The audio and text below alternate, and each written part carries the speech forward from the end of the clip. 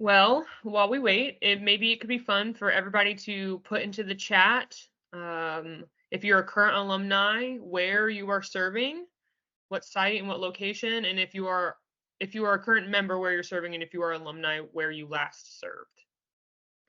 All right. So Justin served with the Goodwill VISTA partnership from 22 to 24. Steve Niles, as many of you may know, served in the Maine Conservation Corps 94 to 97. And we have another alum, Tyler Jones, served in New Hampshire, who now works for the New Hampshire State Commission. Hi, Riley. Riley's serving at the Good Shepherd Food Bank. Hi, Shenna. Our speaker is here. Hello. Okay, I think I'm in. All right. Well, thank you so much for joining us, and everyone for your patience in just those few minutes. We're really excited to kick off our series, Life After AmeriCorps, in which we are connecting current members with AmeriCorps alumni to talk about their journey to their current career after service.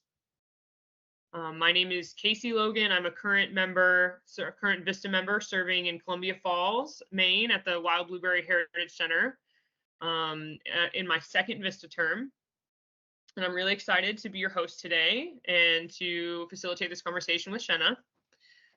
Before we start, I would like to give a disclaimer. AmeriCorps is a bipartisanly supported and nonpartisan national service program that aims to engage citizens in service to make their communities stronger no matter their political beliefs.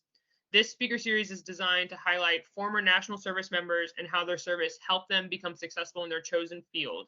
These events are not an opportunity to promote a political campaign or advocate for individuals to support one side of a political issue or another.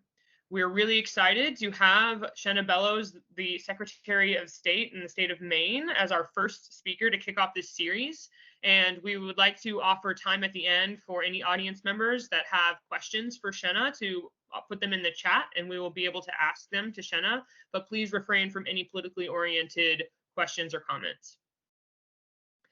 So without further ado, I would like to introduce our speaker.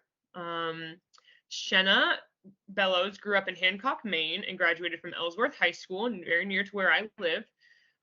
She was an AmeriCorps VISTA volunteer in Nashville, Tennessee, as well as a Peace Corps volunteer in Panama, and was the executive director of Maine ACLU for 8 years, ran for U.S. Senate, and served 2 terms in the state Senate representing District 14.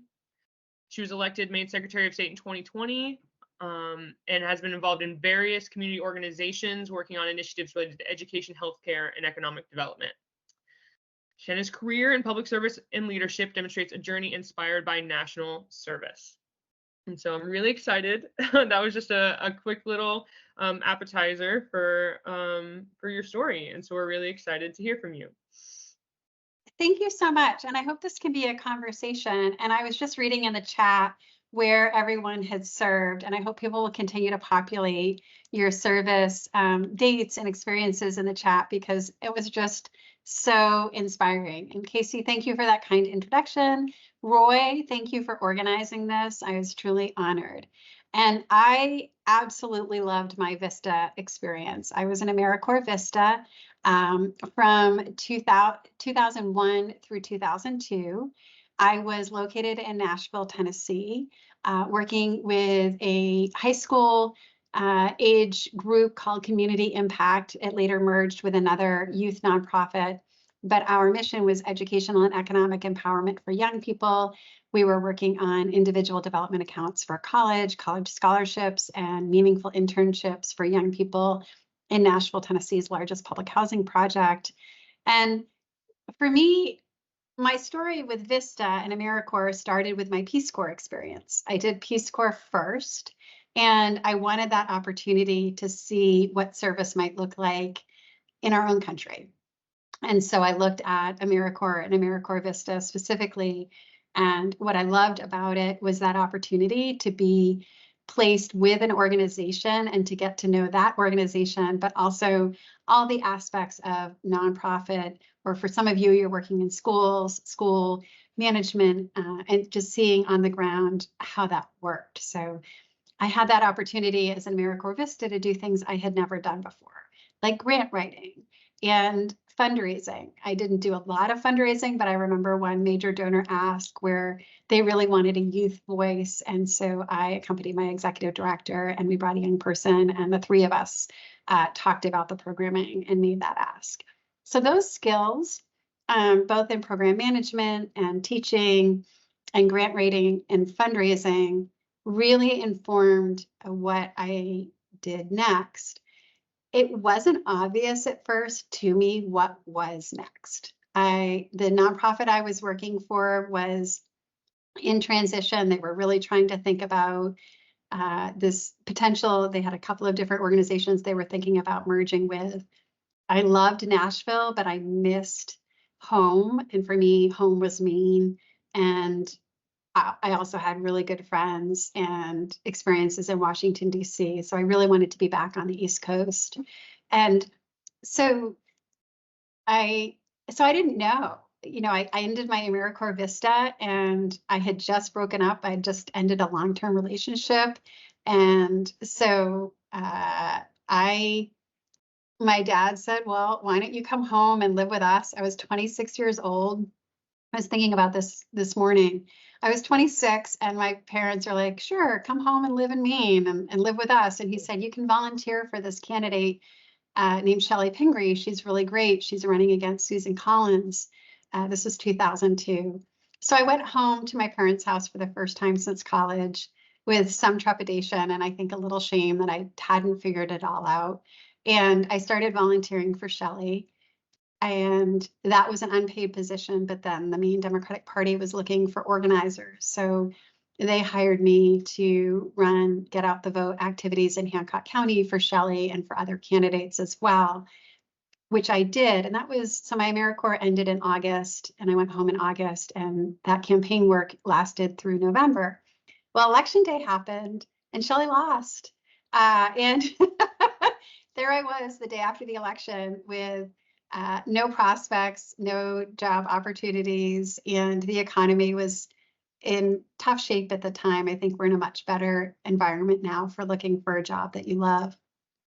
So I'm very organized. I kept a spreadsheet of all of the jobs that I applied for, and I sent out more than 100 resumes or applications or queries for different nonprofit jobs. I knew I wanted to do mission work, right? And I say mission, not religious work. Obviously, I mean like the AmeriCorps mission, like making a difference was what motivated me to do Peace Corps and AmeriCorps.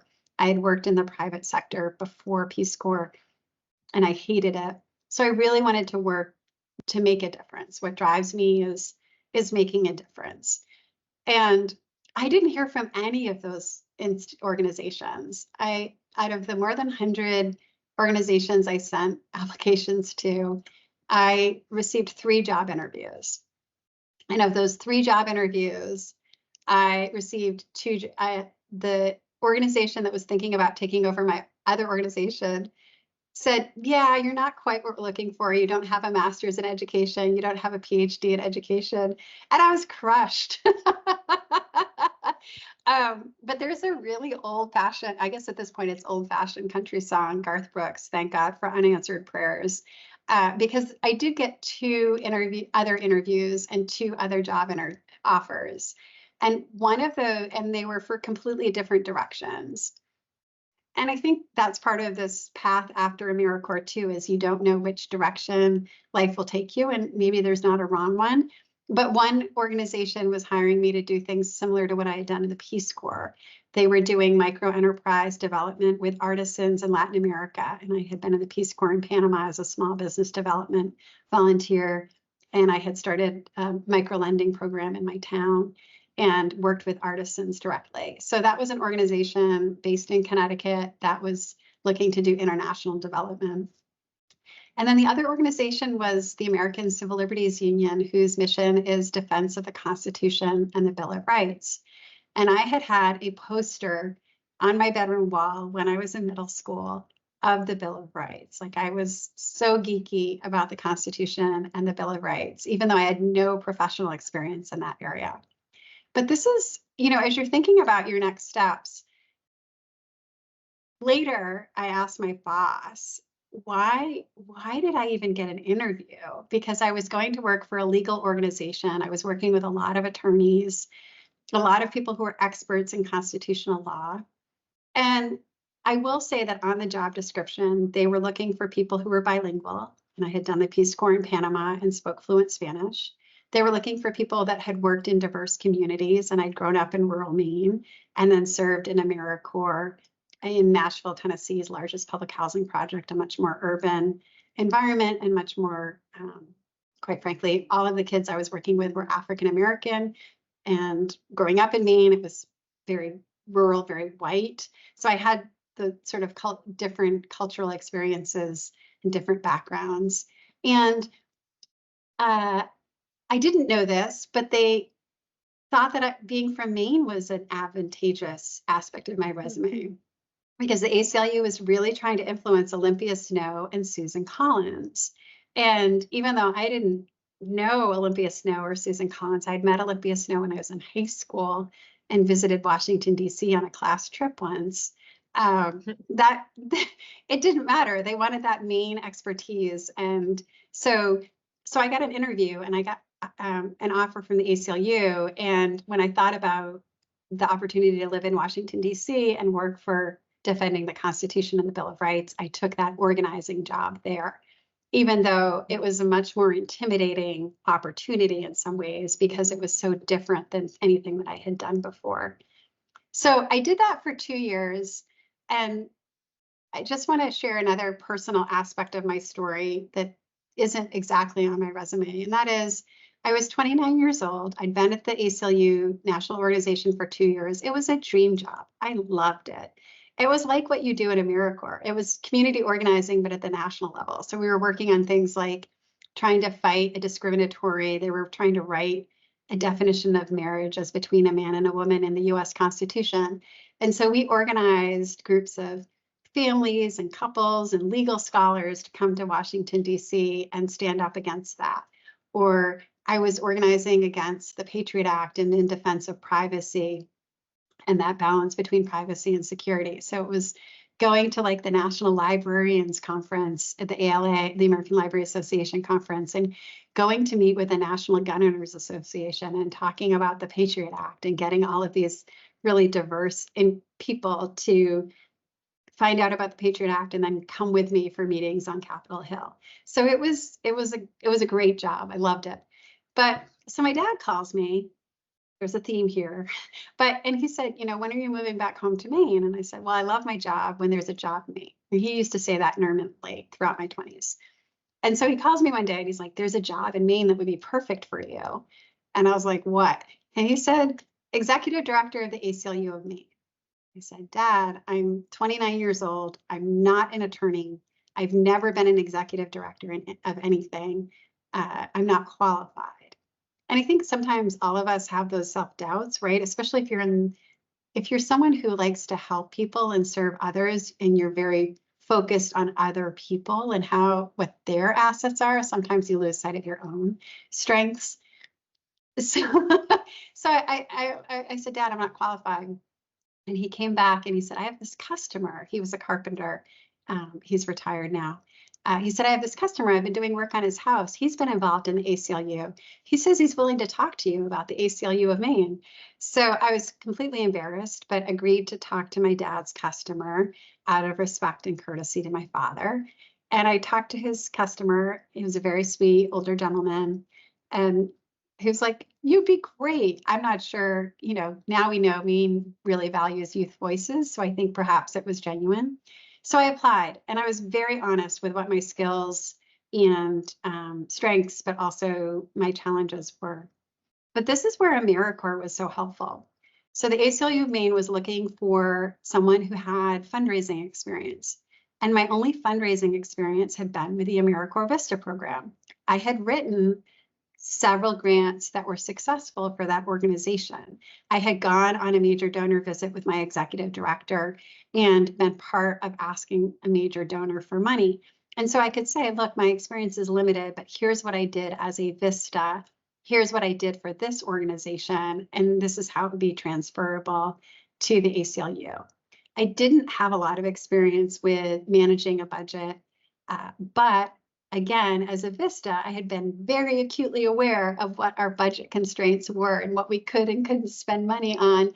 And also, quite frankly, no one makes enough money as an AmeriCorps VISTA volunteer. So there's both the personal budgeting aspect and then the institutional nonprofit budgeting aspect. So I talked about that in my interview. And then the third thing is I hadn't managed a staff in terms of direct reports, in terms of a large organization, but I'd managed the youth who interned in our program. I had had to put youth to work on different projects, and I had managed projects in the community in which I was serving. So I had that management experience from my VISTA experience. I'm sure many of you have that same type of management experience. So I could say, look, I didn't run an organization, but I ran projects. I didn't manage a large staff, but I managed youth. And here's what I learned in managing youth in terms of how you help people shine and how you help them do better and how you correct, mistakes or help people improve. And so being really candid in that interview about my strengths, and I could talk about my strengths in terms of community outreach, in terms of speaking to diverse groups, in terms of recruiting people to get involved in movements and campaigns and programs. And all of those were transferable skills. And the ACLU of Maine did hire me to be their executive director. And that was another dream job. So, it like, what an amazing organization and what an opportunity that I had to do work not only internal to the ACLU, and we had some amazing volunteer lawyers and one staff attorney who brought legal cases, but also join campaigns that were happening in the state.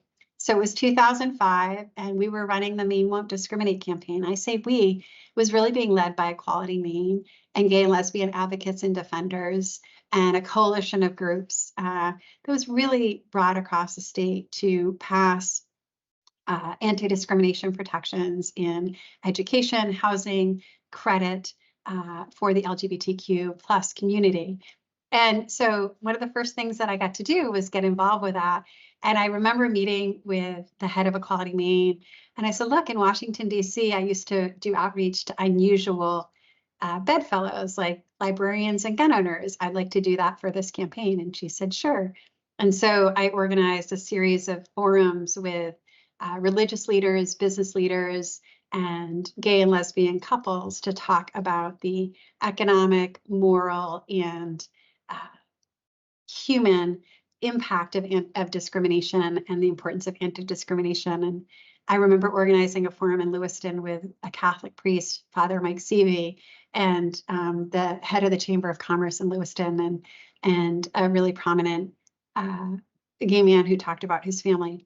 And so those transferable skills, right, that started with AmeriCorps VISTA. So remembering back to my youth programming and thinking about how do we raise awareness, how do we make an impact in a community, how do we bring people together for conversation and dialogue, was very transferable. Fast forward, after the Maine Won't Discriminate campaign, Equality Maine said, look, would you like to be part of the executive committee of our marriage equality campaign? We want to move forward and pass marriage equality. And I said, sure. So I had the opportunity to serve on the executive committee of marriage equality for 7 years. And in 2011, when then Governor LePage and a Republican legislature eliminated same-day voter registration, not to be political, this is not political, but I had that opportunity to bring a statewide campaign for same-day voter registration. And so I share that. So one thing led to another, and I went from the ACLU into politics. And, I'll stop there. But I really want to have a conversation, because I think the lessons I learned from my VISTA service and then thinking about what was next was, first, you don't have to know what's next, right? It's okay. Some people, I really invite young people to shadow me at the State House for a day. I had a shadow here today from the University of Maine. And I always say, some people are like, well, how did you become Secretary of State? What was your path? What did you study in college? And then, was AmeriCorps part of your decision making because you knew you wanted to be Secretary of State? And that's not really how it worked for me. It was much more organic than that. And the second thing, I think, is to really inventory what your skills are and what you've accomplished as an AmeriCorps or VISTA volunteer. Not only the content of the organization that you're working with, because the organization I worked with was an education organization whose mission, in retrospect, there were some similarities, but it was not aligned with the ACLU's mission in any way. I really went into a different content area.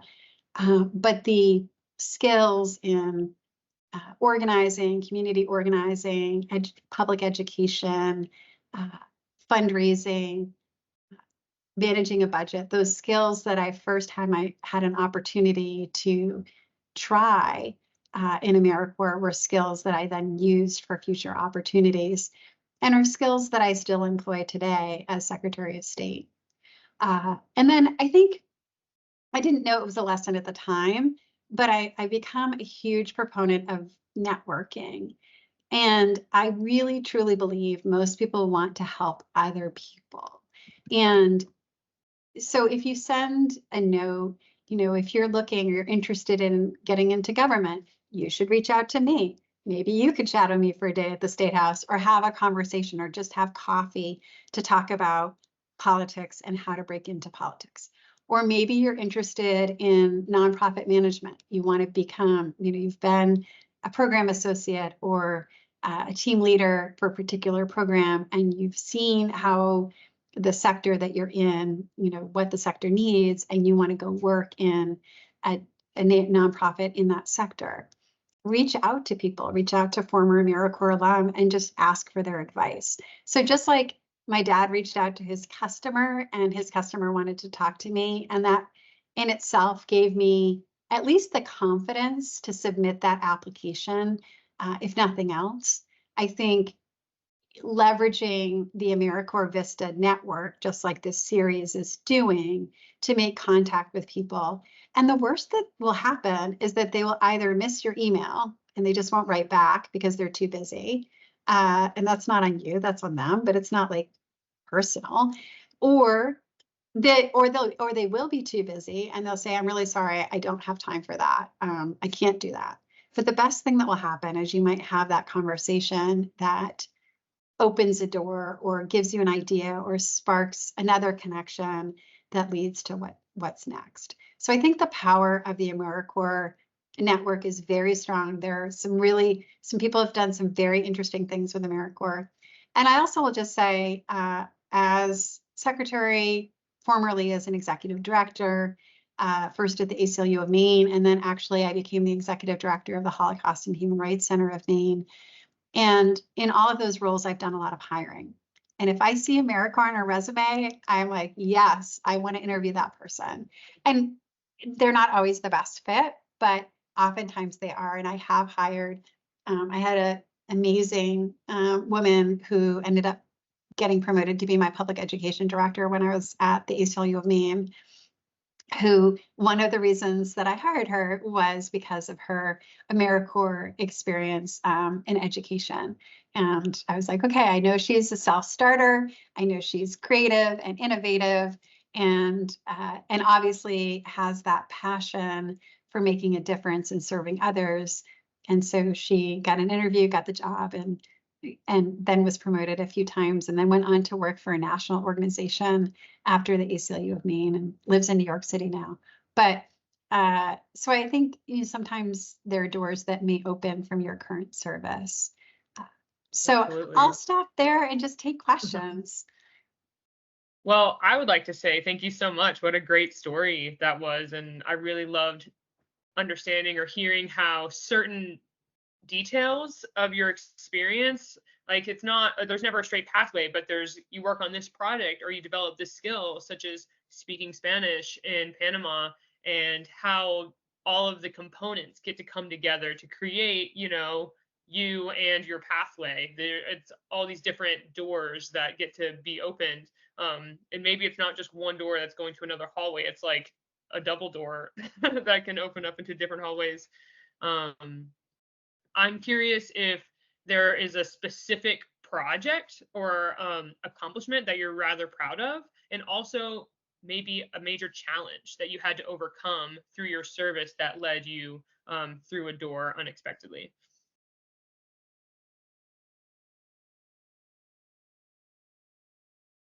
So one thing that I found to be true about AmeriCorps, and I don't know, so I think there's some real power to doing AmeriCorps in your own community, and I wish that I had that opportunity to do AmeriCorps in Maine in retrospect. In part, I picked Nashville because that's where my boyfriend was. So I was like, I'm going to go to Nashville, and that's what led me there for the year. But there was a benefit. The thing that I was proudest of was I was working with high school students, and I wasn't much older than the high school students with whom I was working. And I had grown up very poor. I grew up without electricity or running water until I was in the 5th grade. And I started out elementary school with a strong lisp, and did speech therapy. And now I'm in politics and give speeches, which kind of amazes me sometimes when I think about it. But what I wanted to say is, so these students that I was working with that I wasn't very much older than, and they were coming from really poor families as well. And for many of them, they were the first in their family to go to college. And thinking about the thing that I was proudest of is some of the organizing work that I did with the Nashville downtown business community. I didn't have any connections or relationships with Nashville businesses, but when I was in the Peace Corps, I had done some work trying to recruit businesses to invest in a girls' scholarship program that we were organizing, the Peace Corps volunteers were organizing. And I had worked with the business community on the microlending program. And so I felt like I had that experience getting to know businesses. And so I just went for it in recruiting businesses to donate to the scholarship program that we were doing, but also to create some opportunities for students to, put on a tie and go downtown and work in an office or shadow a business person. So that was something that I was really proud of. And I also made some really good friends that I'm friends with to this day. I don't know that AmeriCorps recommends that, but I was pretty lonely. And so the students would invite me to church. They would invite me out for pizza on a Friday night. Like some of them were really lonely too. Their parents might not be around or might be working really hard. And it was for some of them, they were in some tough situations. And so at the end of my service, they gave me a Community Hero Community Impact Award at our annual dinner. There's this award that they always gave to somebody, and they gave that to me, and I was really proud of that. I think the most challenging thing for me, if I'm being totally honest, wait, this is being recorded, so I'm actually not going to talk about the most challenging thing in quite this explicit ways. But what I do think is interpersonal, right? Like you're working with a group of people, and some people you have a really strong relationship with. Some people you just click with, especially if you're doing AmeriCorps. You're going to meet other people who share your passion, your vision for the future, and you just connect. And then there are other people, and you're like, how are they getting promoted? What are they doing? What makes them even show up? And so I think that's probably true in every workplace. Is there going to be interpersonal potential conflicts or questions, different visions for the way a team might be working, or a perception, oh, this person isn't quite carrying the load that they should be. And I think the lesson in that, of course, and this isn't about what comes next after AmeriCorps, except in Peace Corps, it felt very idyllic. I felt like I was in a work environment where there was no conflict. Everybody was, I don't know, it was a very uniformly positive relationship. So if you're in an AmeriCorps situation where all of your relationships are positive, that is spectacular. But just know in terms of what comes next, You may not always have that choice in the workplace. You're going to have to work with people with whom you may have very strong differences of opinion in how the work should be done, or different approaches or different styles. And so I think the exercise of navigating that in AmeriCorps was a pretty safe space. It was a pretty safe organization to do that. And my boss was pretty great, so I could talk to him a little bit about that. And I think that helped build my muscle for difficult conversations thereafter. And difficult conversations are just part of professional life. That is probably something that everyone on this call is well aware of. But there is no perfect workplace. There is no. So. Sure. Yeah, I agree with that statement as a current AmeriCorps member. And I'll go ahead and just let the audience know that if you have questions, go ahead and put them in the chat. I will keep going, and then, but if you have a burning question, put it in, and we'll get to it by the end. So something that I have so you have talked a lot about skills that you picked up on in AmeriCorps and how it led to being able to get certain jobs. How did those skills actually transfer? They transferred really well. I do think that AmeriCorps gives you the independence in working for a project or a program or an organization to really try out some new skills, and it was very transferable. The fundraising work that I had done with grant writing, and even that very small amount of major donor relationship and asking, I was able to build on those skills to be a very successful fundraiser at the ACLU of Maine. And that was one of the reasons the Holocaust and Human Rights Center of Maine hired me, was my successful background in fundraising. And similarly, in politics, fundraising is a huge asset. So just having the opportunity to try that was really useful. Project management, I think, is something that is undervalued. And I'm increasingly, as I look to hire people, I'm looking to see, do they have any project management experience? Have they thought about resource allocation and roles and responsibilities and timelines and deliverables? And I think AmeriCorps is a really great opportunity to do project management. And oftentimes AmeriCorps volunteers have a lot of responsibility in their roles. So I say that because when I think about being the head of an organization, or also, and now I'm the head of an organization of about 400 employees, thinking about how projects are implemented and thinking about timelines and resources and personnel and what you have and what you think you might be able to do is just a hugely instrumental life skill that for me really started with my AmeriCorps service. And so I think it was very transferable. How did you learn to adapt to working in politics through these service skills? So I think the other skills, the soft skills that you develop at AmeriCorps are relationships, right?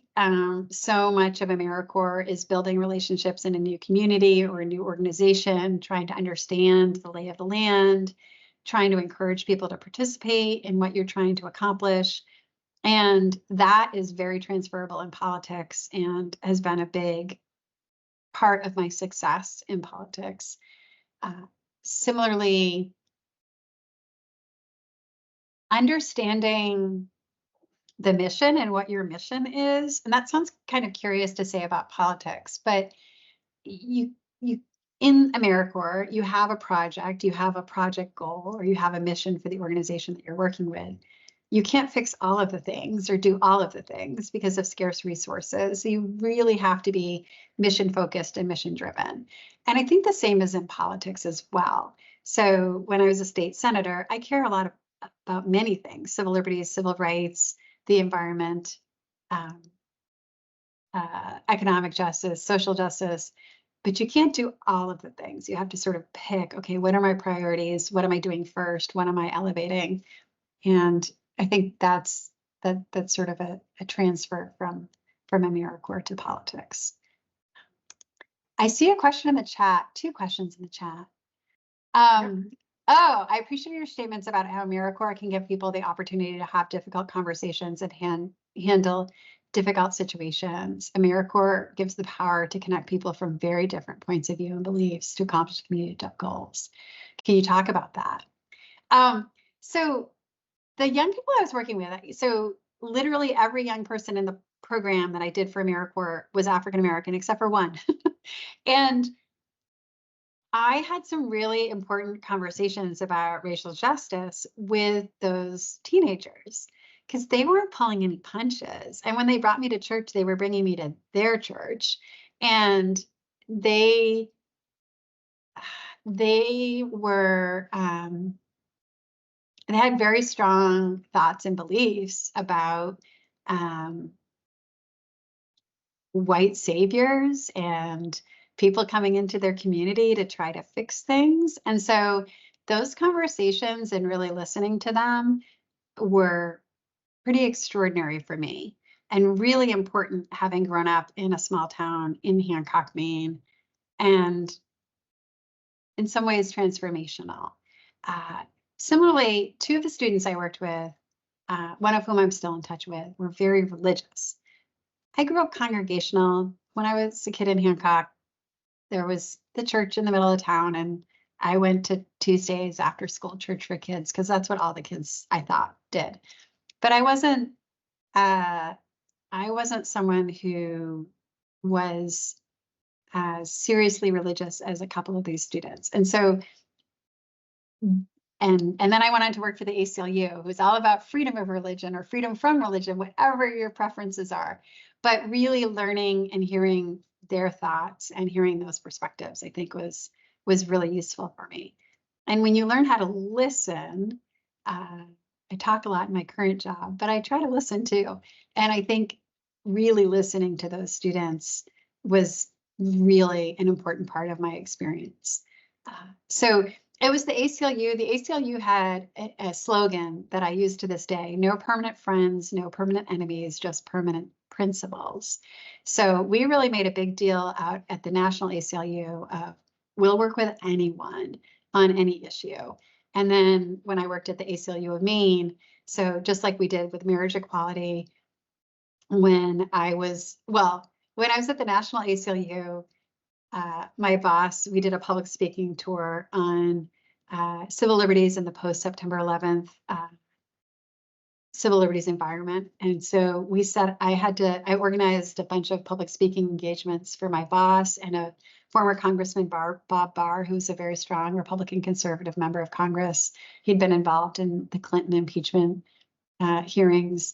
And then Grover Norquist, who headed this group called Americans for Tax Reform, who once said famously he'd like to shrink government to fit it into the size of a bathtub.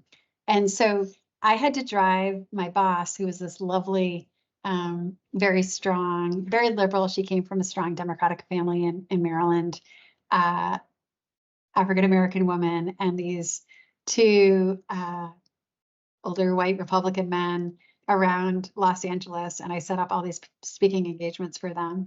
And people loved it. They loved hearing her and these two guys like argue, but also talk about what they agreed upon, which was civil liberties and privacy protections and the First Amendment and the Fourth Amendment, freedom from unreasonable search and seizure.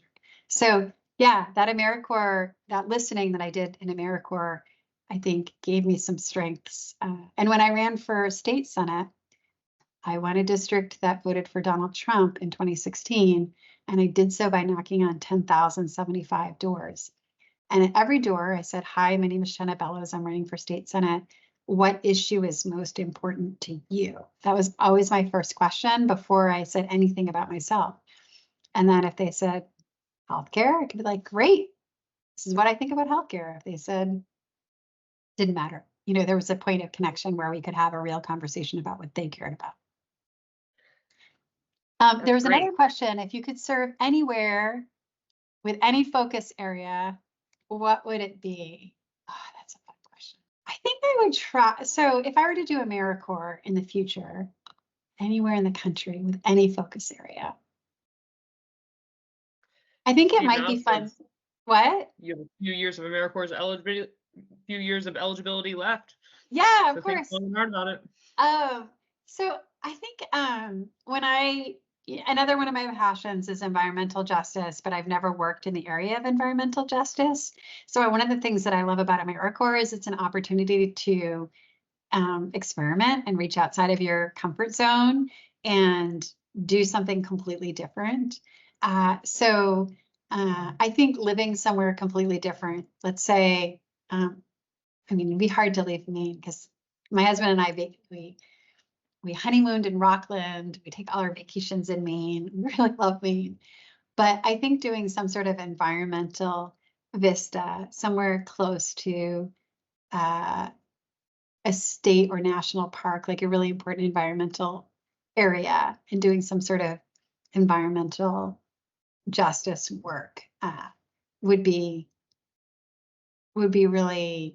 feed me. But I don't have any plans to leave my current job. I really love my current job. So that did, I have a question about, career goals for the future. This has been a lot of how you've got to this point now. Where do you see yourself going? One of the things that I love about elected office, and one of the frustrations that I had in AmeriCorps, was it is just so crystal clear when you do AmeriCorps what resource scarcity, I think, is part of every AmeriCorps story, right? And for me, it made me realize the privilege that I had going to Ellsworth High School in Maine. There were a lot of community members that were very invested in my success. Yes, I had significant student loans when I graduated from college, but I also received a huge number of college scholarships. There were a lot of external sources of support coming out of Maine to go to college. And there were people in my life, like college was an expectation and it was an assumption that I was going to go. And it wasn't a question of whether I would go, but where I would go. And there were just a lot of people beyond my family that were invested in my success.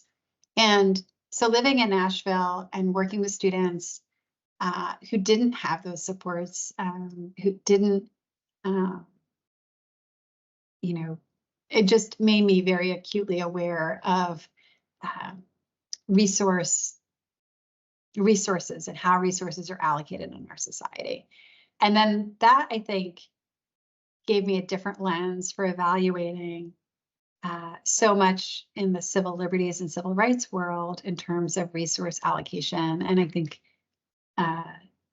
we see taking an equity lens and looking at everything that we do and how decisions are made and where money gets spent.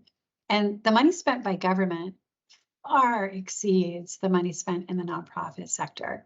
I say I was a very good fundraiser, right? But as Secretary of State, I oversee a budget that exceeds $40 million for the work of the Bureau of Motor Vehicles and elections and corporations and Maine State Archives. When I think about the nonprofits that I ran, we were really excited if we had a year where we had over $1 million of revenue. And so the impact of government and how government investments are channeled into communities and how that does or doesn't exacerbate existing inequality, I think is huge. And so one of the reasons I got involved in politics was seeing firsthand how the decisions that legislators and elected officials were making had a direct impact on people's human rights and civil rights. And having done that, I'm here to say it does make a difference. So as a state senator, I did introduce laws that were passed into law. I introduced bills around funding breakfast in schools and improving the lunch and meals programs and the technology for the Department of Education to manage the meals programs. I worked on trying to get arsenic out of drinking water in Kennebec County. I worked on internet privacy, and I worked on voting rights. And so now as secretary, there are little things that I can do. Like as secretary, I was able to put in place an appointment system at the BMV, and I didn't need to ask the legislature for permission. I just had to say, we are going to set up online appointments for the Bureau of Motor Vehicles. We'll still do walk-ins, but people are busy or don't have time off. Paid, like my mom never had paid time off her whole life. She worked in a greenhouse until she went back to school and became a nurse. But some people don't have like 4 hours to spend at the BMV. They need to get in and get out and on their way. And so I was just able to do that. Or like with elections, I make the decision if a polling place gets changed or not, and that can have a huge impact on who can participate and who can't. So there are decisions like that elected officials are making every day. So I think my path forward is less likely to be an environmental justice volunteer anytime soon, but to remain in elected office to the extent that I can, so that I can be a decision maker and hopefully be improving equity and inclusion at the highest levels of government. And right now, hopefully preserving and strengthening access to participation in our democracy. Awesome. Thank you. Do you have any words of advice for an AmeriCorps current member or recent alum that may not have an idea of a direct path to go to? So first, I think the biggest thing, I have 2 pieces of advice. One, don't sell yourself short. Don't underestimate yourself. Don't let your own self-doubts or your fear of failure hold you back from going for what you truly want. And I have one last anecdote because we've got a few more minutes that I'll share. And that was my race for secretary. So I ran for US Senate against Susan Collins and I got demolished. And then, so then I started my own nonprofit consulting business because I looked around and there were no nonprofits that I wanted to be the executive director of at the time. So that was actually pretty successful. I worked for a lot of different interesting nonprofits. I didn't make a ton of money, but I made enough to pay my bills. And then my state Senate seat opened up and people reached out to me and said, you should run for state Senate. And I said, yeah, I'd like to do that. And so I ran for state Senate and I won. And I couldn't afford to be in the state Senate and not work. And so I closed my business for ethical reasons because it felt like people were starting to ask me to do work that kind of felt a little too close to trying to influence me. I kept turning down work in my business. And so I was like, well, let's just close this down. And I started a nonprofit. I went to work for the Holocaust and Human Rights Center. But so when my predecessor, Matt Dunlap, was term limited, I wanted to run for secretary. So I asked some friends and they said, oh, that's a terrible idea. You won't win. The other guys, and it was guys that are running, would win. So you should run. So I was like, you're right.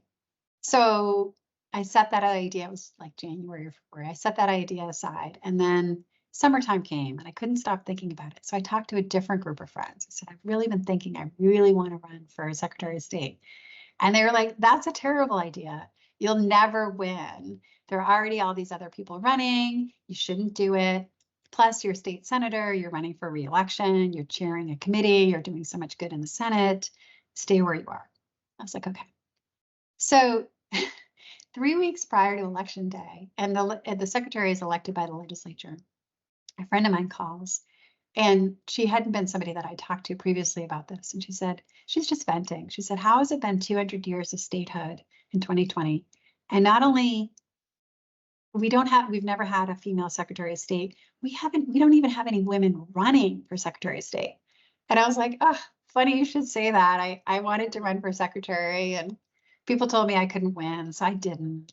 She's like, what? She said, you should run and I'll help you. And that was what I needed to have the confidence to decide to run. And of course I won. And I love this job. It was such the right decision for me. So my first piece of advice is don't hold yourself back. Don't let those fears of failure or losing or not being successful keep you from doing something that you really want to do. And don't let other people dissuade you from going for it. Maybe it won't work out. Maybe it'll be like when I ran for US Senate and it did not work out, but maybe it will. And so I think that's my biggest piece of advice is don't let that fear of failure hold you back. And I guess that's a pretty good place. Both of those lessons. Don't let that fear of failure hold you back, and don't be afraid to lose. Don't be afraid to send that email and have somebody not email you back, or to try for that job and not get it, because something else will happen. That's really great advice. Thank you. There is another question in the Q&A function that we missed. You mentioned getting excited at seeing a resume with AmeriCorps service on it. Are you familiar with employers of national service, and can your office join it? Oh, I am not familiar with that. And if we can, I would love to. So if someone could email me, that would be great. Okay. And I will look it up. There's my email. And if you're interested in running for office, so to echo Edie Smith, you should run for office. So I really do think we're living in a time of some potential peril for our democracy, and we need people to want to be involved. And so if you have any interest in running for office, you should think about it and think about where you think you might make the most difference. So my parents both served in local elected office. My mom ran for planning board to save a bald eagle's nest, and my dad ran for select board. There were a lot of things he wanted to do. He helped start a recycling center in my town. My dad ran for legislature once and got absolutely creamed, and never ran again. But for me, running for the legislature was the right thing to do, and I'm really glad that I did. So you should run. But if you don't run, you should at least vote. We make it really easy in Maine to vote. So get registered if you're not. Well, thank you very much, Shenna. Thank you. There's 5 more minutes. If anybody has any other questions, please put them in the chat. Shenna put in her email. Scott Dupay, the VISTA program director, will be connecting with you about the employers of national service.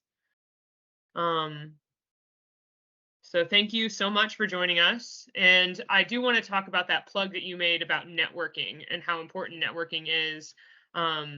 This is the first installment of a series in which we're connecting current members and alums to established alums in our community that get to share their story, such as yours. And if any of the audience members are interested in staying connected into this community, we have put a link in the chat for our alumni interest group. So fill out this interest form so that you can stay connected for future events, networking events, webinars, and any information from the state of Maine that is relevant to the volunteer service community.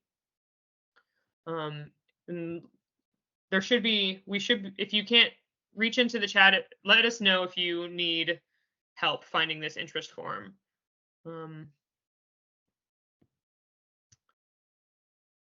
But yeah, I guess I'm filling it out right now. I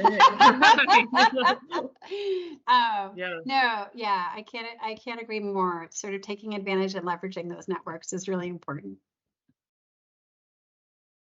Well, Shenna, thank you so much for your time today and sharing your story. It was very inspiring to myself as a current member, and I hope to the other members and alumni that are on the call today. And Steve says thanks to both of us for our service and our time. So, thank you guys. All right. And I've now submitted the form. So, okay. Well, I really appreciate this opportunity. Thank you, all of you. Next time you're at the State House, please introduce yourself. Our elected politics in Maine are very accessible. And thank you for your service to AmeriCorps. It was really important for me in my career and my journey. And it's really important for the state of Maine to have all of you working in our state and giving back to our state. So thank you very much. All right. Well, thank you, Shenna, and everyone. And everybody have a great evening. Bye, everybody.